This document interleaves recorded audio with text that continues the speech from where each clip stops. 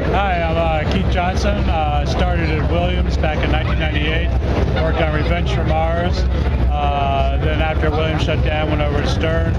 Did High Roller Casino, Simpsons, Lord of the Rings, World Poker Tour, and Wheel of Fortune, and helped out on, I don't know, probably a dozen other games too. And then last year, around January, Jack called me up and asked if I was interested, and I came on board Jersey Jack. It's been a great process, you know, getting the whole thing together, not just, you know, starting an operating system from scratch, but, you know, determining the hardware platform, how we're going to drive the display. You know, it's all been a great technical challenge to solve, and now that most of the problems are behind us, you know, we have our hardware system, we have our screen, we have our play field. Now it's just getting, you know, implementing the rules at this point, and getting our display from our JP, our graphics guy, and Chris, our sound guy. You know, putting all the pieces together, and it shouldn't be too much longer now. How is it working with new hardware? Like, what was the process of developing the new hardware, or how are you a part of that? I defined the specifications, you know, what we needed from our hardware guy, and he designed a board that can, you know, it can drive 80 different coils. We can read 128 matrix switches. We can read 32 dedicated switches. You know, we've got a lot of input and output, and we needed a lot of it for this game, but we still have room to grow if, you know, we come up with a game later on that requires even more stuff. Because from what I see historically, I have older games from 91 to now, and back in 91, like when T2 and all those games were coming out, that was new technology, so they were kind of like pushing the limits, whereas you're not really, like, you know, you're not pushing the limits with the hardware. You have room to grow.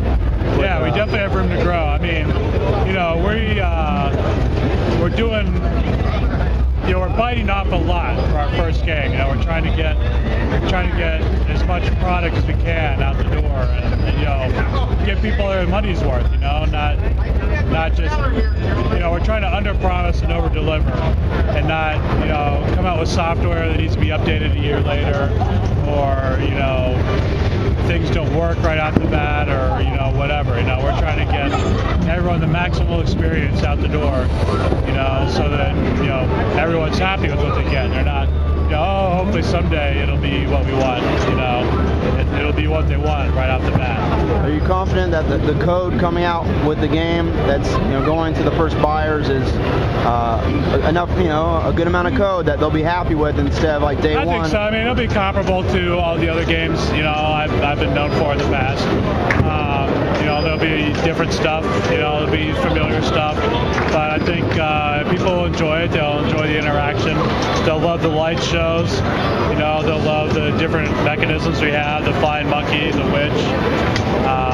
You know, there's a lot for people to enjoy in the game. Yeah, one of the games you worked on that I have and I operate right now is the Lord of the Rings.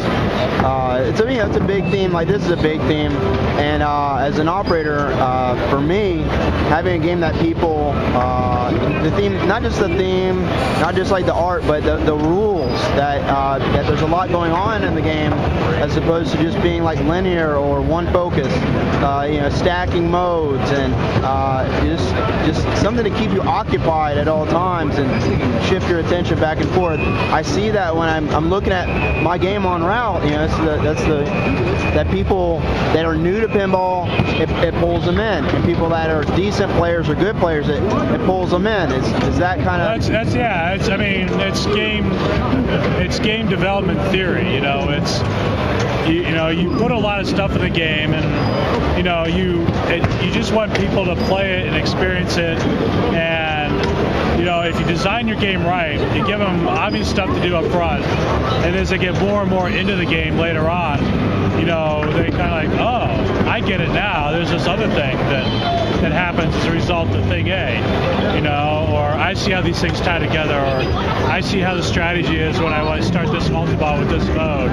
You know, I mean, the game, if it's done right, should grow with the player as they, you know, get into the game more. And those, I think, are the best games that get people you know, that really suck people in. You know, a lot of times it might be hard for them to get into it at first, but if they stick with it a little bit, you know, I think, you know, the reward is immense if you keep playing the game and you keep learning it, and the game has the ability to keep offering you new stuff. You know, once you figure out something, it's like, oh, what if I try this? And the game rewards you for trying that. And you're like, wow, that was really great. You know, that's the kind of thing that I try to do in my games. And so that's what you're focusing on in this game, is to make it a deep, enriching experience. Right.